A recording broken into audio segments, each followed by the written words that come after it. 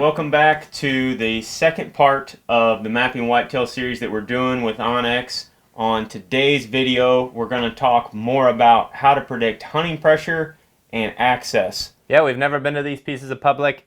Today we're just going to dive in a little bit deeper and look at where the access is and where we expect the hunting pressure to be coming from.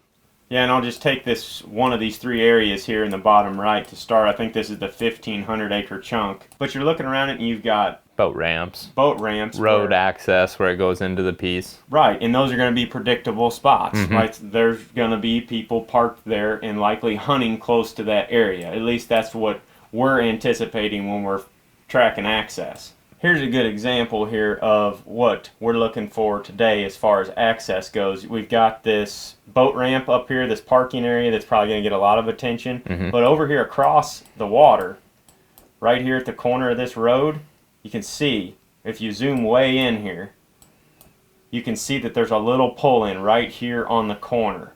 And that's going to get way less attention than these designated parking areas all around this public area. You know, and just from first glance, we've identified that as a potential spot of interest. So we're going to mark a pin right there.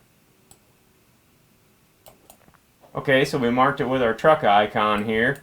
And that's going to be a spot that we're going to want to drive by and check out, see what kind of access that is. It looks like you can access from that point, but you never know until you get there. So anyway, that's one point of interest. There's a lot of potential for water access on this place, and that's something that's always of interest to us because it eliminates a lot of competition. You can put in at one of these boat ramps, one of these access points in and around this lake, and then use a kayak, canoe, or small john boat or something and get to a lot of these areas where access is difficult. And right now, Zach and I are going to draw up this map a little bit. We're actually going to take the onX tools here and block off areas that are not of interest to us because that helps us a lot. You got a 1,500 acre chunk of land here. It's pretty big, and it can seem somewhat intimidating. So what we'll do when we're looking for hunting pressure and access like this is we'll just cross off huge areas of land that we're going to completely avoid. And that's going to help us determine our areas of focus when we go over there and do our boots on the ground scouting. Okay, now we've eliminated some of these areas, and we'll zoom in and go into more detail here for you. Right here around this main road and what looks like a main bridge that's crossing the center of this lake, there's several access points. I mean, we zoomed in over here a minute ago. There's a little bitty parking lot right there. And you got a boat ramp right here. You got another boat ramp right here. Just lots of places for people to access. So we've basically blocked off, you know, that's 40 acres. You're looking at a couple hundred acres of land right in there around the road. You know, this is just a guess at this point. But that's how we start to narrow down our areas of focus when we begin scouting. Like you mentioned a minute ago, in this area off the road, we're marking a lot of that as a dead zone, but it's really thick. The further that you go in there. Yep. Like that could keep people from making it clear in, say, here to this drainage. Yeah, and some pieces of public land have more terrain, which is a factor. Some have, thicker areas, water. Anything that, we believe is going to deter people is something, those are all things that we're looking at when we're eliminating these areas. These areas are relatively flat, close to parking, and look like they're going to be pretty decent hunting to keep people occupied in those areas. Yeah, I mean, there's good habitat for deer right there. They're likely going to run into some bucks, especially in Iowa. We have high deer density. They're going to run into some deer in these areas. But the biggest, oldest bucks that we're looking for are probably not going to be there very often. And like I mentioned a while ago, this is not an exact science. No. You have to get there, and once you see it, boots on the ground, it'll definitely help you make better decisions moving forward. But this is just our first guess so that we can be most efficient. We'll use this as an example here in the northern end. You can see we've got all that area that we just kind of excluded, and then there's another piece up here where there's some parking all along this county road. But in between those two, you've got some really good habitat for deer. I mean, there's lots of thick stuff way back in there. There's water. Right. There's ag up to the west. So we could potentially put in a boat down here at the boat ramp and then come up in there and get to an area in which there's very few hunters. I would say in a general sense, a lot of times we are just eliminating right beside the road, essentially what we're looking for. What's the deepest middle piece? and that's going to be our main area of focus. Right, but we're also hunting right off the road in some cases. We marked these areas because the access looks really easy, but a while ago we were talking about this little parking area down here on the other side of the lake that we marked with our little truck button. Yep. This is a spot that a lot of people are going to overlook because of how easy the other access points are. So just take that into account whenever you're looking at these areas. You don't necessarily have to just hunt way off the road. It's just finding places where people don't go. All right, now that we've discussed hunting pressure, I want to circle back to what you mentioned a while ago, and that is how to predict your vehicle access or your foot access into some of these spots. Because there's a lot of areas like that we look at on the map. I mean, we just moved up here to that big area that's in the center here, the one that we haven't been looking at. And there's a lot of roads around it, but some of these look like minimum maintenance roads. And from a map, it's kind of hard to tell, if that is vehicle access, if that's foot traffic only. Many of these areas Maybe it's a tractor path. Right. Many of these are just walk-in areas, like where you can't drive a vehicle in there. And that's going to be a big deal to us because that keeps people out. I mean, look at this road right here, coming off of the main road that sort of bisects this property. That thing, from a mapping standpoint, looks like it goes straight into that creek, but if you zoom way in, you can tell that road actually peters out, and there's probably very little vehicle traffic that's going down that thing. And then they have to cross a river of some sort. Now, just looking at the map, we have no idea how deep that river is, but that's definitely a point that we're going to mark to look at.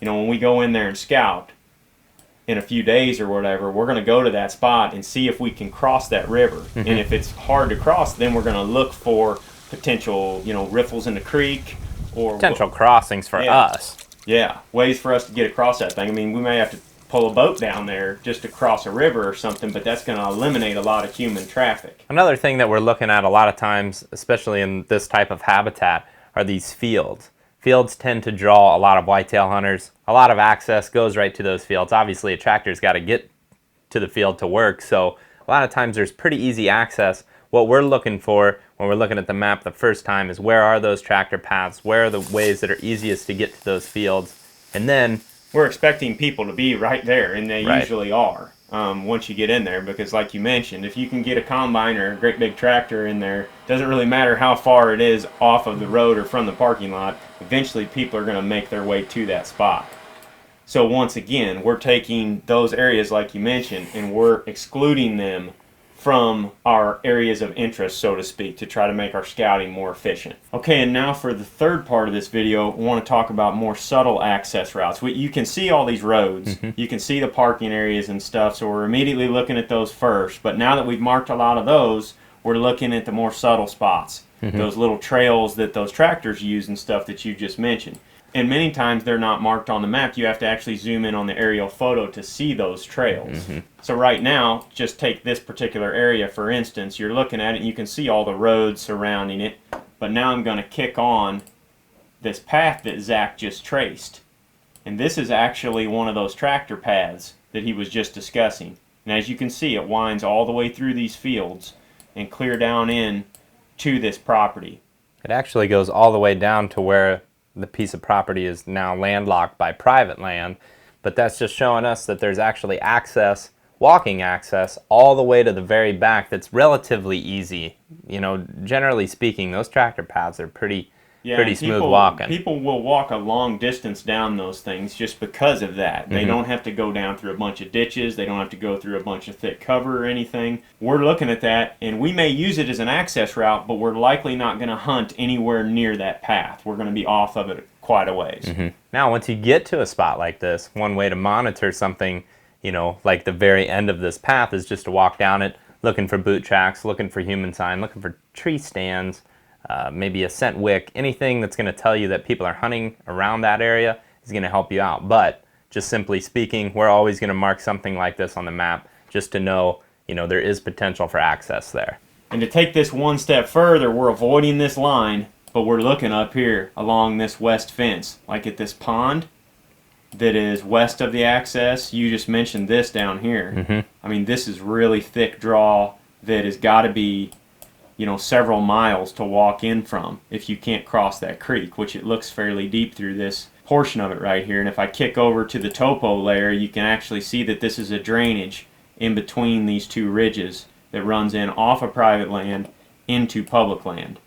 As far as access goes, we're looking at, generally speaking, we're looking at places where people are accessing from the public land. In this specific spot, like Aaron was just saying, where this pond is and this thick habitat change is, there is no public access from this direction, from this road. If anybody's going to come in here, they got to go all the way on around instead of just coming straight from the road, which would be pretty easy. But in this case, since that is landlocked, that's where we're really getting excited.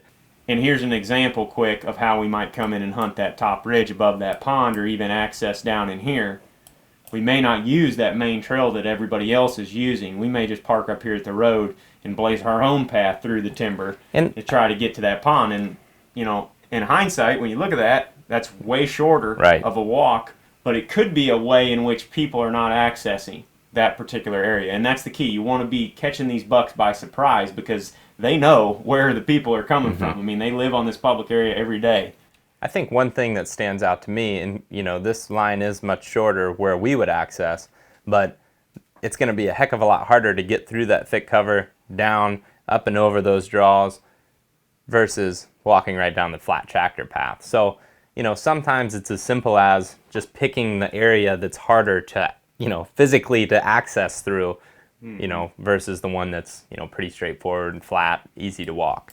I'm ready to get out there and start looking around. Yeah. And in the meantime, y'all should check out onX. Go to onxmaps.com. If you use our promo code, capital T, capital H, capital P, THP, you can save 20% off of their onX Hunt app, which is exactly what we're using right now. Yeah, it's obviously really handy to use. You can put all your points on there. You can map out that access right here on the desktop. And then when we go out there, we're going to be on the phones the entire time, marking tons more stuff too. And then we can come back again and continue our scouting with our database here. Yep. So yeah, thanks for watching. We'll see you guys on the next video out in the field.